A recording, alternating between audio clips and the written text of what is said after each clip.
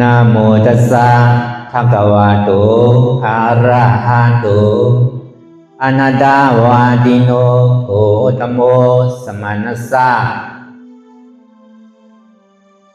ในวันมื้อในก็เป็นปีพุทธศาสนาเข้ามาวันละ2หิงอาปัก69วัน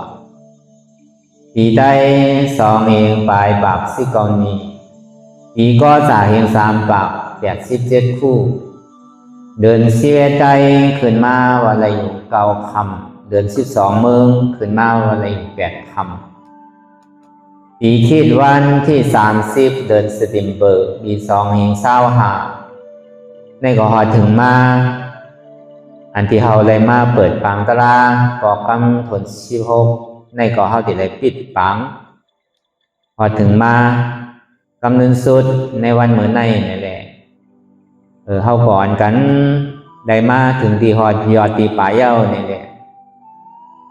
ก็วันนั้นนั่นคือแหละเฮาบ่ตีได้กว่าใจคือกำตาอยู่เศร้ากว่าตั้งหอตั้งเฮานั่นนี่ก็อันนี้เหมือนเฮามาสร้างคือกำตลาดในเขาต่างเสียวันในนี่ก็เหมือนเฮามาพึกพรไว้ก็ในปอกว่าพอเฮาเย้านี่ก็เฮาสิได้เอากว่าใจเฮามันเป็นไรวัน3-4ปอกเหมือนหนังเฮามาเฮ็ดอยู่ในนี่ก็ที่เกศส่วนมันนี่ก็วัน2ปอกเนี่ยอย่าลืมมันหลอดมันหามคือมันอุ่นเคิงไว้กูกินกูข้าวยามก็มันเป็นนั้นนี่ก็เปิดอันเฮาที่ได้อยู่จอมกิเลสลองอันป้ายมังมีหลีเป็นลองอันกล้าขายลองอันอุบราชานั้นในป้อห้อมหมออยู่หมอเศร้าในซื้อเฮาตีอยู่เลยความประมาทตะอยู่เลยความประมาทเฮาเคยเฮ็ดสังก็เฮาตีเฮ็ดกว่ากาวากาเป็นเฮาเคยลาสังในก็เฮาก็ตีลาดกว่ากาวากาเป็นเฮาเคยว่นสังในก็เฮาก็ตีได้ว่นกว่ากาวากาเป็นในก็เปิ้นนั้นนี่แหละเอามาพึกพรไว้นั่งเฮือแลลองตั้งว่นเฮานั่นไหนอันเฮายามว่นคิดไว้เสๆกูกินกูข้าวยามนั่นนั่งแลปกติว่นหมานแมนอันเฮายามลาดที่อยู่กูขิงกูข้าวยามนั่นนี่นางเฮแลเข้าตีลาดันหมานแมนอันเฮายามเฮ็ดไว้ที่อยู่กูขิงกูข้าวยามนั่นนางเฮแลเข้าก็ตีเฮ็ดดันหมานแมนซื่อใจนั่นในก็เปิดเข้าเป็นคนพุทธศาสนาในเข้าหลวไว้น้ำนักน้ำหนาคุณตาสิขาบกลองศีลศีลาอันเฮาเลยมาอ่อนกันกำในก็เปิดเฮ็ดแลอ่ำเฮ็ดแด่สังก็เปิดอ่ำเฮ็ดแด่เฮ็ดนั่นในสังในเมื่อหนังเฮามาย้อนศีลขอศีลเขาก็ดีเลยอยู่ซ้อมศีลกินซ้อมทำก็เบิกการทุจริตการเมืองนั่นลองตั้งอากุศลตั้งมดตั้งเสียงในพระเป็นเจ้าเฮามือพระธรรมาอวัตตานนั่นก็ไล่ฮอปันเจ้าสังขาเขาเจ้ายาหานตาเขาตั้งเสียงนี่แหละอย่าปีกว่าก็ไหล2ก็3ก็กว่าก็ไหลก็ตีก็ปาเอาศาสนาเรียนสูหาหันไหลเป็นนั่นคือเอากะพอสั่งสอนลาดปันจากกะเขาซ้อมพักซ้อมนั่นแหละเจ้าตาหน้าเขาซ้อมเปิดนั่นในตีแรงซุ้มหลอกซุ้มหลายนั่นลองตั้งอากุโสลองตั้งอันนำลีลองอันเท่ายามบนอัำลีก็ต้องว่ามันเนาะตู้จะเลิก3เปิงบัจีตู้จะเลิก4เปิงกายาตู้จะเลิก3เปิงไงลองตั้งอากุโสเตียนเขายามบนพิษเดสังเขาเลยยามลาดพิษเดสังเขาเลยเฮ็ดพิษนั่นในสังในกู้โสอากุโสเก่าเตียนยามก่อเกิดขึ้นเป็นมานั่นในนางคือแลเขาติ่มเมามาว่นแทงอันเก่านั่นนางคือแลเขาติ่มไรมาลาดแทงอันเก่านั่นนางคือแลเขาติ่มไรมาให้แทงอันเก่านั่นในซื้อคือเขาปล่อยพาว่างแต่ลองตั้งอากุโสลองตั้งมันโนอากุโส3เปิงในเป็นสังเนี่ย1รอผ้าใครไรหันเป็นมังมีหลีเย็นเนี่ยก็เข้าพอไร2มาในสัมนาโลเปิล3มาเนี่ยยุ่มยำทำตราพิษก็เห็นเลยยีไรดีมีให้ท่ายไรให้มีใช่ไหมเนี่ยในสังในมันวัจีตู้จะเลิก4เปิงเนี่ยว่ากำแปดกำแหลนว่ากำค้าขายเอาความตั้งในเขาตั้งดอกออกความตั้งดอกออกกว่าตั้งเขามาตั้งในใช่ไหมลายกำให้กำจามใช่ไหม ลาดความเด่นความหล่อใส่ในห้องว่าวันจีตู้จะเลิกฉีดกายตู้จะเลิก3มันวันอันนึงเอาตัวใจเปินตาย2มาเนี่ยแล้วเอาโคของเปิน3มาเนี่ยกดโผกดเมเปินนั้นอันนี้ห้องว่าลองตั้งอากุโสอันนี้เตียนยามเฮ็ดไว้นั่นก็อย่าไปเอาขึ้นมาว่วนมาหลัดมาเฮ็ดก็ไม่อากุโสใหม่เตียนย่ำไปยามว่วนยามลาดยามเฮ็ดนั่นนี่ก็อย่าไปว่วนอย่าไปลาดอย่าไปเฮ็ดว่าเหมือนเฮาย่ำไปยามว่วนสังเตียนมันเป็นลองตั้งอากุโสลองตั้งเบิกลองตั้งดีนั่นอันไปยามว่วนนั่นก็อย่าไปว่วนว่าอันไปยามลาดนั่นนี่ก็อย่าไปลาดว่าอันไปยามเฮ็ดนั่นนี่ก็อย่าไปเฮ็ดว่าอันลองตั้งอากุโสที่เฮายามบ่นยามลายามเฮ็ดนั่นสังว่ามันเป็นอากุโสลองตั้งอันดีนั่นนี่ดีบ่นดีลาดีเฮ็ดว่าก็ในกุโสเก่าที่อันตัวเจ้าเก่าได้บ่นดีลาดีเฮ็ดดีนั่นแลนมีศีลมีธรรมนั่นอันนั้นแน่คือไปปาจอมโตเสียๆว่าอย่าไปปล่อยพานอันเก่าเพื่อกับอากุโสลองอันดีนั่นโดนหมอลืมว่าโดนหมอโกโดนหมออายว่าโดนหมอเทิงว่าลองตั้งดีตั้งเมียดลองตั้งให้ใจเฮาจึงปลอดข่าวใสมีลองตั้งใจรอผ่าต่อ3หมอ5หมาหน้าติ๊กที่นั่นโดเลยหมอไปปลาจอมตู่กูขิงกูข้าวยำอ่ะก็ในกู้โสใหม่เตียนเฮาย่ำไปยามบดยามลาดยามเฮ็ดนั่นนี่คัดใจวนคือไรแลคัดใจลาคือไรแลคัดใจเฮ็ดคือไรแลว่ะกู้โสใหม่นี่เป็นสังในกู้โสตาติไรมากะลาโผตะลานี่ปั่นตะลาว่ะอันเฮาอ่อนกันมาเฮ็ดอยู่มื้อเหลียวนี่น่ะพอเฮาบอกว่าขอเฮือนเฮานี่ก็เฮามีเวียกมีการสังเย้านี่ก็การนั้นเฮาสุดการนั้นเฮาเฮ็ดกูเจอกูลองอันมันนำนั่นนี่ก็ตัดออกแปดทองแหเย้าก็โดยเสียนเฮาอ่อนกันเฮ็ดอยู่มื้อเหลียวเนี่ยไวพราตราสังขะดูขันธหาเปิงปัญพราตราสังขะเย้าก็กันก็อริยะเจ้าเขาเย้านี่ก็เฮาก็นั่งขาไก่กุดที่นั่ง2ชั่วโมงหึงไหล2ชั่วโมงที่นั่ง3ชั่วโมงมันไหล3ชั่วโมงเฮ็ดที่ไหนกว่ามันทางแผงมันกลางในเจ้าเลสังไปคำมานั่นในสังอย่าไปดูถือห้ามนั่นเนาะก็เมื่อเขายามเฮาโดเฮ็ดโดหาก็เฮาก็โดเฮ็ดหาตาเลี้ยงศพเลี้ยงต้องเฮาตาลุ่มล่าหอเฮือนเฮาตาลุ่มล่าลูกล่างนางมีเฮาซะไหนนี่ก็มันเป็นปุญพรตาเฮาเป็นก้นเฮือนนี่ก็นาทีปุญพรมันก่อนน้ำเมื่อไหลเมื่อนั่นการนั้นแลนั่นก็คือเฮาป่องเจียงเลี้ยงใส่การนั้นแลนั่นการนั้นเฮาเฮ็ดแต่หน้าหอดอเฮิรนเนี่ยก็คือเฮาป่องแจงแรงใส่ในการของการเฮิรนการปราหิตาเนี่ยก็อย่าปีพาว่าง8การอัตตาหิตาเนี่ยก็อันนี้ก็ดีพาว่าง8การปราหิตาเนี่ยป่องว่าปุณตาพ้นตั้งนำเหมือนเฮามีลูกเลยสังมีลูกน้องตาเป้เลยสังมีหลานเลยสังมีพี่น้องเสื้อเคอสังเนี่ยลองอันตาที่เฮ็ดหาเลี้ยงต้องเลี้ยงศพเฮานั่นเลยสังอันนี้เปิ้นห้องว่าเป็นการปราหิตาการอัตตาหิตานั่นในปุณตาโตเจ้าเก่าลืมภาวะการลองตั้งลองเย่านี่ซื้อนังรับตาเลิกเปิดใจอย่างปิงอยากโดยขันธาที่โหต่อไปติ้นอันไรมันปอกเกิดขึ้นเป็นมาเนี่ยก็เฮาวางใจเก่าดิๆเขาวนลองสังกอมใจเก่าดิๆกันน่ะก็เป็นนั้นไหนมันเป็นเส้นตั้งใหม่อันเฮาหลกคาดใจคือมันไรคาดใจคือมันเฮ็ดไปถึงก็หลกคาดใจคือมันถึงไปฮอดก็หลกคาดใจคือมันฮอดไปฮัดในว่าเราคาดใจคือมันฮัดนั่นการกู้โสมใหม่อันว่านั่นการตัดดีเลยมากราโผตลานี่ปั่นตลาเนี่ยห้องว่าเป็นการกู้โสมใหม่ก็เพราะนั้นเฮาปอกไหวสายกว่าตั้งหอตั้งเฮือนเย้านี่ก็อันนี้ก็เฮาอยู่ที่ลงดื่มห้างไผ่ห้างมันก็เฮามาพึ่งอยู่ในข้าวตั้งหัวเก่าวัน10วัน10วันดุมๆในก็ได้ว่านำกองเกะเฮาก็ดีปองมากนำก็อันเฮายามพึ่งก็เฮาก็ไล่พึ่งมาเย้านี่ก็เฮาก็ดีปองมาพองเย้าก็อันห้อมยามนางก็เฮาก็นางไรมาอันห้อมยามนาง2นาทีเนี่ยก็เฮาก็นางไรมาอันห้อมยามนางต่างเนี่ยก็เฮาก็ต่างไรมาเนี่ยก็เฮาก็ยังเฮ็ดไรอยู่รู้ก็เพิ่นนั้นนี่แหละการเปลี่ยนเฮาได้มาเฮ็ดการดีการทอดการแบบนี้มันต่อตองง่ายๆนั่นก็พระโสติเฮาที่ได้มาเฮ็ดทั้งแดกตาที่ได้มาสู้ตุ่มกันแดดที่มาลงเฮือลำเดียวกันนั่นว่าเนี่ยป้อมไปขิงไปข้าวมันยามก็เปิดก็ทำจังเฮ็ดชื่อม่านนำเก่าก้วยกลายเป็นถือก็ยาวที่วัดว่าผาเสือเอาในผมจมหับตอนโยกี่เขากูโก้ผมจมหับตอนเจ้าสั่งขาเมขาวเขากูโก้สั่งว่าอยู่จอมในปักเบิงเฮาไหลอันเหมือนเฮาอ่อนกันเฮ็ดอยู่มื้อเดียวเนี่ย บอกว่าสามารถเอาในซื้อเจ้าสังขายาห้านเขาในก็ที่เกศสุดมันได้วัน2 ปอกที่ได้เฮ็ดทางในเจ้าเวลาวันเนี่ยพวกก่อนมีแห้งมีบะเต้ๆนี่ก็ใครเหตุการณ์ดาราเนี่ยก็วัน4 ปอกทางไรเฮ็ดดีๆก็เบอร์เปิงหลวงมันเนี่ยมันเป็นซ่องปฏิบัตินะเนาะซ่องปฏิบัติเนี่ยก็เหลือเสียหรือเหตุการณ์ดาราเป็นเปิงหลวงกันน่ะมันหนังโยกี่เขาสังว่าใครมาจ้างคือกำบรรณาทาปลายมาอันใดเขาเพียงพอหลีเต็มทนมาเย้าในซึ้งลองอยู่ลองเศร้าเขาก็เต็มทนลองอย่าวิซ่าเขาก็เต็มทนมาเนี่ยก็เขาก็ดีอ่านเปิดกุลเดือนอะไร1 ปอกเนี่ยตีเกศสุดมันเนี่ยเขาดีหับโยกี่ตาเศร้าก็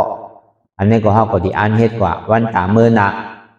ก็ในทางอันนึงในข้าวจ้าง42 วันนั่นข้อใหญ่เต้อันก็เลยมีวาสนาใครเฮ็ดจ้างคือกำดาราตีบอหุ่นที่เขาเตรียมไว้ในตั้งเลื่อนเข้าสู่ปานิพพานนั่นสังมาคารมากตลาโผตลาเต้ในซึ่ง1วันไหล4 ปอกไหล2 นานดีวันไหล8 ชั่วโมงเนี่ยเฮ็ดเต่า7 วัน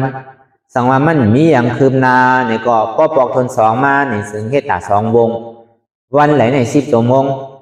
สังว่ามันคืบหน้ามาในเฮ็ดอยู่3 วงวันไหล12 ชั่วโมงเนี่ยอันนี้ก็วันนามาเฮาที่เฮ็ด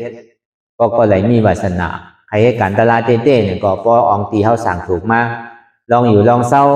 กูเจอกูสั่งแซนเปิงในเมืองใจมาในซึ่งก็อันนี้ก็วันนาทาปลายมากก็เขาก็ตีเปิดกว่าข้อเล็กข้อกลางข้อใหญ่ข้อเต้นั่นน่ะเนาะพอเฮ็ดสั่งก็โดดเฮ็ดเต้น่ะสิที่เขาเป็นจองกรรมฐานวัดกรรมฐานเขารู้ก็บนนั้นเนี่ยเป้าหมายอันสูงสุดของเขานั่นก็มันเป็นวิปัสสนาแค่นั้นเป้าหมายสูงสุดของเขานั่นก็เป็นเส้นตั้งนิพพานกันก็เป็นนั้นลองตั้งเส้นตั้งนิพพานลองตั้งเส้นตั้งใหม่เนี่ยอันนี้เขาว่ากูก็เนี่ยคัดใจก็เขาขึ้นชื่อว่าเป็นคนพุทธศาสนาอันแจกเนี่ยพุทธศาสนาเนี่ยพุทธะเนี่ยก็หู้ก็ตื่นศาสนาเนี่ยแจงแรงตีกัดเย็นพุทธะเนี่ยหู้สังเนี่ยหู้ทุกข้าเป็นอนัตตาห้องว่าพุทธะตื่นก็บอกว่าพุทธะพระเป็นเจ้าเขาเนี่ยตายเจ้ายาหันตาเขาเนี่ยตายอันนี้ห้องว่าพุทธะศาสนาว่านั่นหันแจงแรงตีกัดเย็นอันว่านั่นเป็นยังหันอยู่ผู้อยู่มีอยู่ซ้ำใจเก่าหันเจ็บผู้เจ็บมีเจ็บอยู่เจ็บในซ้ำใจเก่าอนัตตาหันทุกข้าผู้ทุกข้ามีทุกข้าอยู่ก็การซ้ำใจเก่าอนัตตาอันในเขาเป็นคนพุทธศาสนาว่ะจังว่าศาสนาในมันหลวงหันนั้นในว่าจะได้กึ่งตานว่าเป็นคนพุทธศาสนาว่ะมันใจว่ากับกายโดยเสดีกองมูน้ำมันว่ากับกายโดยดองเจ้าสังขายหันน้ำมันใจว่ากับกายโดยดองมุงโคขาวโคเปิดไปเป็นศาสนาเป็นคนพุทธศาสนาใจศาสนาเนี่ยมันว่ากับกายโดยลองปิญญาลองตั้งสมาธิที่เลยลองตั้งสมาสังกัปปะสมาธิที่หันทุกข้าสมาสังกัปปะว่นว่าทุกข้าในเป็นอนัตตาสมาธิที่หันอันหมันเมียนซื่อใจหันยุงวิญญาณเวทนาในเป็นอนัตตาอันนี้ห้องมาเป็นคนพุทธศาสนาหันอันหมันเมียนซื่อใจก็เบอร์เสื้อหนังนั้นในไหว้เสพราเป็นเจ้าเฮาเดี่ยวเขาโซนมหาค่ำก่อเย้าในซึ้งก็เบอร์เจ้าอันนันตาในเปลี่ยนอันใจเก่าเศร้าว่างมองนานก็เบอร์ตึกเปลี่ยนซอดาป่านอยู่ในแหละเป็นอันใจมันยิ้มงามในหรอกเป็นอันมีน้ำหูน้ำตาใครห้องใครเย้าในแหละก็เบอร์เยื่อนไรล่าในแหละไปกว่าที่2 นาพระเป็นเจ้าก็อยู่หลักเสริมซิมไว้ตั้งหลังดีเงาไม่นั่นเสียงไห้มันก็ออกซึดๆเจ้านันตานั่นก็ในทางกรรมหนึ่งมาพระเป็นเจ้าว่าเมื่อเดียวอันนันตาลูกภาพเขานี่กว่าจังไรล่ะไวสาพระเป็นเจ้าเขาค้าเจ้าอันนันตาเนี่ยใจมันลีแหละตื้อใครอยู่ค้าอยู่ตั้งหลังเขาห้องมันมารู้ก็ในเจ้าอันนันตามาอย่าก็ให้ยังด่าคาเฟ่ใจมันเยอะก็ว่าพระเป็นเจ้าเขาเนี่ยที่เขาส่วนมหาค่ำกว่าเยารู้ก็เบอร์นั้นในแหละคาเฟ่เนี่ยเป็นอันใจดีเลยห้องห้ามไรค้ามันตุ้มเต้อใจหนาค้าเนี่ยเมื่อหนังตาวันเนี่ยมันดีหายกว่าเย้าเมื่อหนังลูกแสงกังเหลือนั้นมันดีหายมันดีรับเสียงกว่าเย้าในแหละพระเป็นเจ้าดีสุดเสียงกว่าเย้าในแหละก็เป็นลองตั้งใจมันดีในคาเฟ่ก็เลยห้องไฮ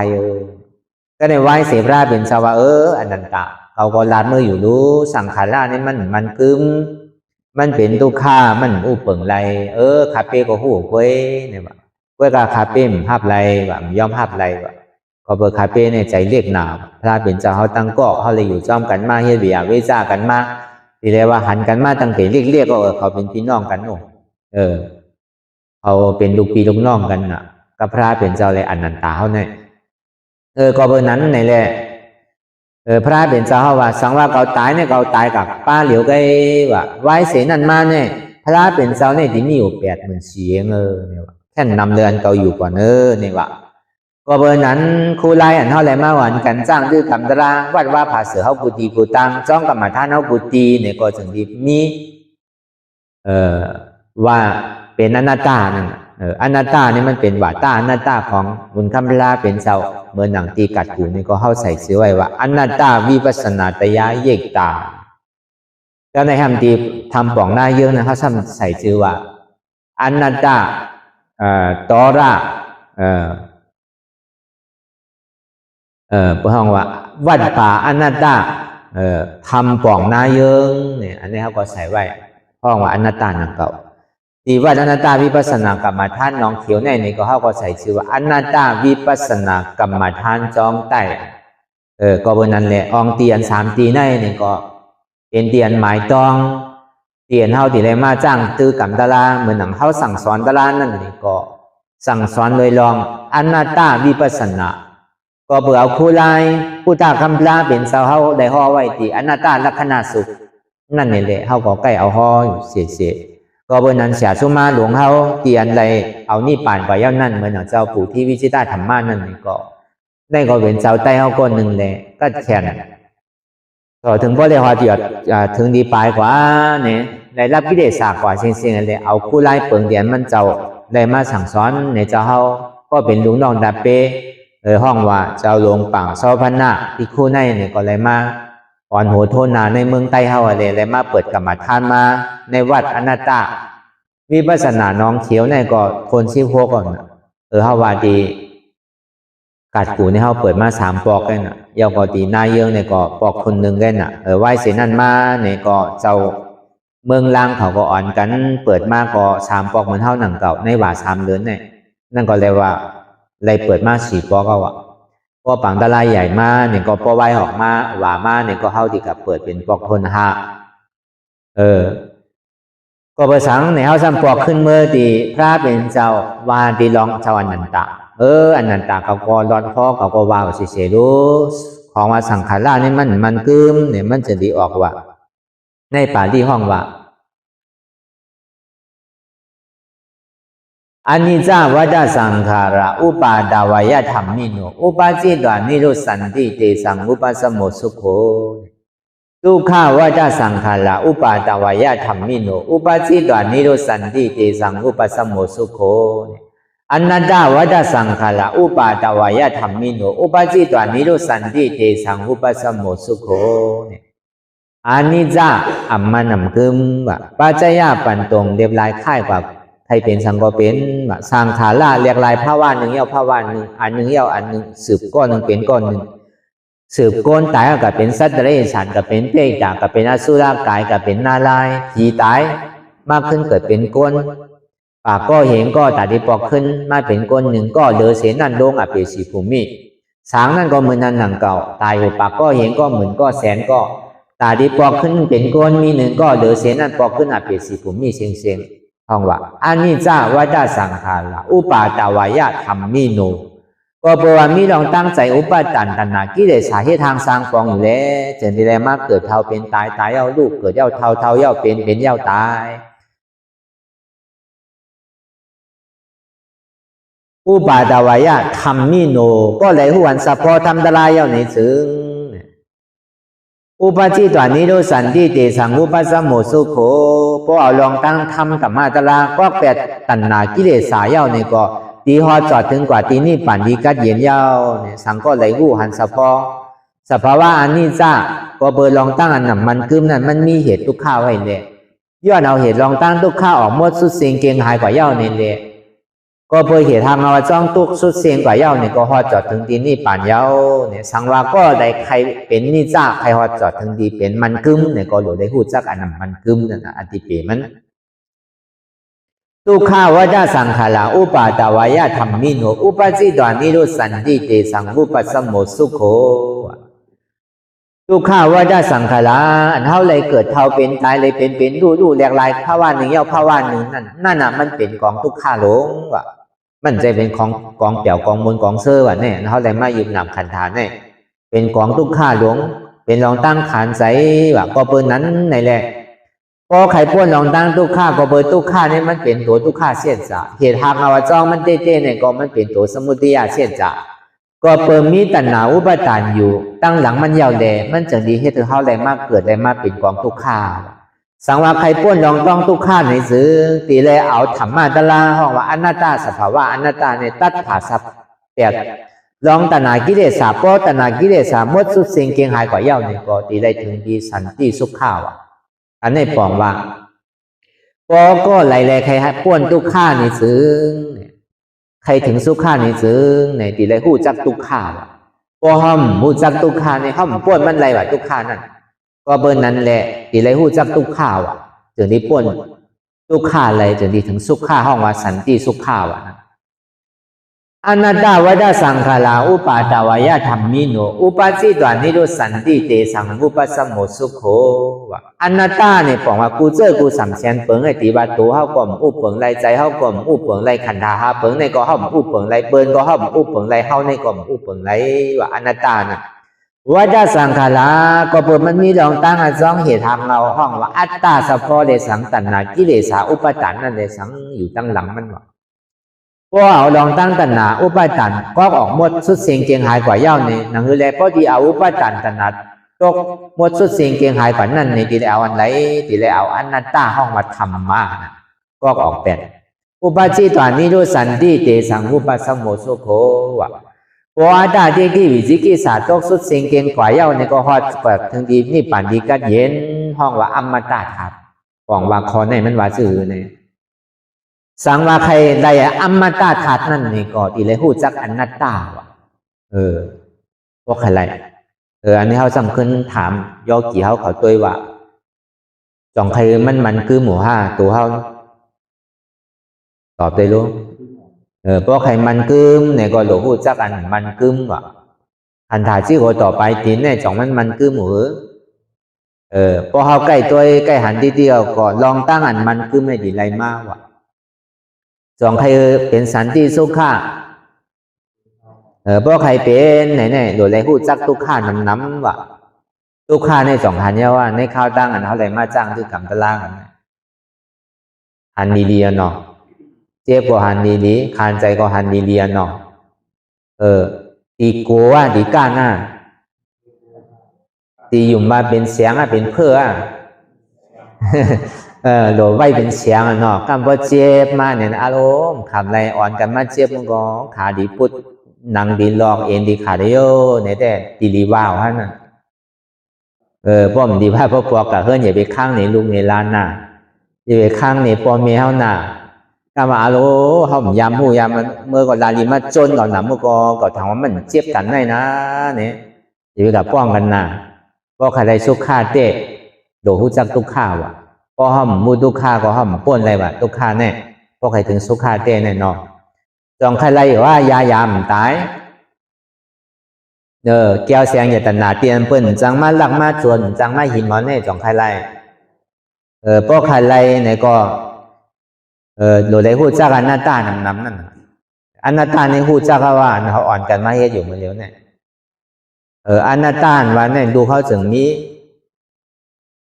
ผัวเขาถึงมีเมียเขาถึงมีพี่น้องเขารู้ถึงมีวานเมืองเขารู้ถึงมีโอ้จ่าโคของเงินคำเขารู้ถึงมีผัวเขารู้ถึงมีขาเขารู้ถึงมีตัวเขารู้ถึงมีต้องเขารู้ถึงมีใจเขารู้ถึงมีเจี๊ยบเขารู้ถึงมีนั่นห้องว่าหน้าตาหน่อยอย่าไปลาดอกโซบนะนังรับตายเอาว่างออกต้องกับลาดอกโซบอะไรนะพวกเขาเฮ็ดตะลาเขาสมัครตะลาเมียวอย่างก่อมูสมาโหมมีเป็นตะลาหูผู้เดียวนั่นสมาขามมีว่าตะลาขาหานั่นมือมีว่าตะลามือพูดสุกสักวันนั้นเนาะไว้วานในใจเนาะอย่าไปกับว่าโซบเขาพยายามเฮ็ดลงเมียเขาเนี่ยว่า เมียเนี่ยกะเฮ็ดตารางมาเนี่ยมีผัวเพราะมีผัวเมื่อออกเพิ่นกะได้สุกซากมัวดังไรว่าในใจอย่าไปการลาดออกโซบันเนาะพึ่งในใจเขาพึ่งจนในใจเขาน่ะตารางเนี่ยมันใจโดนลาดออกโซบน่ะเก่าเขาดอกพึ่งในใจในคอนั่นน่ะอันนี้ก็สองว่าอนัตตาสาพอเนี่ยพอเขาป่องแจงแรงใจในกัดเย็นน่ะอันเท่าตัวข้าอยู่มือเลยก็เบอร์สังก็เบอร์ลูกเขาเนาะก็เบอร์นาการเขาก็เบอร์หลานเขาก็เบอร์ผัวเขาเมียเขาก็เบอร์เจอคือเขาก็เบอร์ลองอยู่ลองเศร้าลองกินของเขาเหมือนใจอันเท่าตัวข้าวมันเดี๋ยวเนี่ยอันเท่าเฮ็ดหมอเย่าหมอตันนี่ปอมไปตั้นเตออันว่าเนี่ยก็เบอร์นั่นเขาวนคู่ใจไหลมาเมื่อไหร่เนี่ยเขาอยู่เฮิร์นเนี่ยตั้งตุกข้าใจเนี่ยนำตั้งตุกข้าตัวเนี่ยพอลืมหมดตุกจื้อเฮ็ดจื้อพอลืมมาบอกพอลืมกินข้าวแต่เพื่อกับพอมาวนถึงคืนไหนซึ้งมาปอกผัวเขากว่าไรมั่วกว่าวันกว่าเมืองเอวหายเป็นขึ้นติดปอกมาเมื่อไรก็มั่วไม่ใจย้อนผัวเขาน่ะมีเขาก็เหมือนนั้นอย่างเก่าลูกล่างเขาก็เหมือนนั้นอย่างเก่าเพราะเขาแอวกลางค่ำกลางคืนมาเนี่ยมองเขามานาฬิเนี่ย10 โมงก่อนไปมา11ก่อนไปมา12ก่อนไปมาไม่ใจเขาต้องโตได้พอโขตุกข้าเว้ยกับใจตุกข้าเลยโตแต่ในพอไม่ให้การตลาเนี่ยฮะตุกข้าตัวเว้ยกับมันเปลี่ยวใจหน่องตัวในตุกข้าหนำมือเว้ยกับใจเนี่ยมันปิวพ่องบ่นกว่าทั้งไรเหมือนจ้ามันมีไว้ที่ไหนก็เหมือนเจอก็เบอร์นั้นพอไม่ให้การตลาเนี่ยตัวเขาตุกข้ามันเจ็บก้นขึ้นเมื่อแก้นเสียต้าเนี่ยก็ใจเนี่ยมันกัดเย็นพอมาเนี่ยก็ใจก็เบาตัวก็เบาอันนี้ก็คือพ่อหูติดปองมันน่ะเนาะก้านนี่ก็พอปอกติมาเนี่ยติมาว่าติมีหนังบัด2หนังบัด3หรือว่าต้องไว้ดีๆนะอย่าไปก้านกันนะแล้วก็เบอร์การมันเท่าเยอะอยู่พ้องย่ามมือเหลียวเนี่ยมันเป็นการส่วนตัวเข้าลงมันใจการบนดาดเปิ้นก็บนนั้นมาพอถึงเมื่อวันที่27-28มาเนี่ยตีตะกาเขาเลยมาดูพาสั่งการไว้ในป้อยกัดเถียงเขาเนี่ยก็เจ้าก็โดยเสนั่นมาเนี่ยเจ้าสังขาเขาก็ตีไรคืนจ้างหัวหาป้าโดยเสนั่นเนี่ยก็เขาตีไรดูกัดเถียงไม้มีปอกใจใส่ไม่ออกนั่งสวยดุนเขาเป็นเก้าไรดูกัดเถียงมา3 ปอกป้าปีในเจ้าบอก2 มันไม่ออกนั่งหอมเขาเนี่ยก็ตีไรย่อเจ้าจ้าง2 ป้าเขาตีไรรวมกันดูตั้นกุฏิกุตังเนี่ยก็ได้มาถึงมาหอดซ้ำตีไรยากกันทางกำหนึ่งก็ในวัยเสนันมาเนี่ยพวกปังตะลาวปอกกำทุน17ในวันที่1ต่อถึงวันที่11เดือน2เนี่ยก็อยู่ที่ไรเสียมบาคือป่องเจียงแดงใส่ไว้อันตั้งเขาก็ที่หางแห้นไว้ที่อยู่ตั้นเศร้าเปลี่ยนเหมือนหนังตะกาเขาโยกี่เขาได้มาดูมาต้านไว้อันในเนี่ยก็เงินอันที่เหลือทั้งหมดทั้งเสียงในเนี่ยก็อันเขาโหมาในว่า3เหลือเนี่ยมันเหลือคือเนี่ยเขาถูกที่เฮ็ดซื้อก็เขาที่อ่อนกันเฮ็ดกว่าอันตาดีอยู่ตั้นเศร้าเยากี่ยิ่งใจเขาที่ไรมาตาดีหับตอนเบอร์ปังตะลาปอกกำทน17นั่นก็เบอร์นั้นในวันเหมือนในเนี่ยก็เรียกว่าถึงเวลาสมควรเปลี่ยนเอาว่าได้มาหอดจอดถึงทียอดสุดยอดพอตีปลายมาเย้าในปังตะลาปอกกำทน16ในข้าวยามวันที่30เดือนSeptemberอันนี้ก็เป็นอันเย้าตัวหลีงามกำบ่เย้าเนี่ยไหว้นั่นมาเนี่ยก็ปอก2 วันเขาตีไรบอกสร้างล่างเนี่ยลองไล่เขาไล่ออกเขาไหลมาซื้อเขาจ่ายกว่าซื้อเนี่ยก็เขาตีไรซับเลี้ยงเนี่ยกันกูปอกเนาะเขาตีไรเจียงเลี้ยงเหนือกันก็เบอร์นั้นในแลเตียนตะกาเขาได้มาเหตุการณ์มีกู้โสดลองตาหน้าก็เขาก็เลยเฮ็ดเต็มทนลองสินศีลาเนี่ยก็เขาก็เลยเฮ็ดเต็มทนลองโตนิ่มใจนิ่มเนี่ยก็เขาก็เลยเฮ็ดเต็มทนก็ในลองตั้งวิปัสสนากรรมฐานเนี่ยก็หาที่ว่ามันมีเขาก็เลยเฮ็ดเต็มทนว่าเชิงไหนเย้าแลนานตะกาเขาเลยมาดูมาต้านลองโอจ่าปัจจยา4 เปิง4ป้านั่นในสังแล้วขันธายุบนำขันธา5 เปิงนั่นดูปันพระตระสังขายยักเคยขันธาจิ้งโหต่อไปตินเมื่อเขาเลยมาหวันกันให้การตลาดนั่นมังเขาเขาดีถึงเดือนม่วงแล้วผมจังวาไรเมี่ยวในแต่ก็มันจังหู้จังวาไรเนี่ยก็เปิดตัวไผก็หู้โดยใจมันเนี่ยลองตั้งล้อฟ้าต่อซ้ำเพราะว่าหมาหน้าที่ของเขานั่นมันดีเกี่ย่อมกว่าก็คือเนี่ยก็เขาหู้เหลือเกินก็เบอร์นั้นนานตะกาเขาเลยมาหรือมาตีมาตัน ในปังกะลาบอกกำในเนี่ยก็คืออะไรเหมือนอกเหมือนใจกว่าก่อตั้งหอตั้งเฮือนเฮ็ดอันใดก็คืออะไรเหมือนอกเหมือนใจกูก็กูคนเข้าที่ไรมีฐานหน้าศีลสมาธิภาวนากว่าตั้งวันตาเมื่อนางลองล้อกิสัมปติก็ดีล้อพุทธสัมปติก็ดีเนี่ยก็คือก่อเปียงอกเปียงใสเหมือนหลังเดินขึ้นใหม่สิว่าคำนั่นอ่ำห้างอ่ำหาดำตาดำกลางขันไพสักกรรมโดยต้าน้อ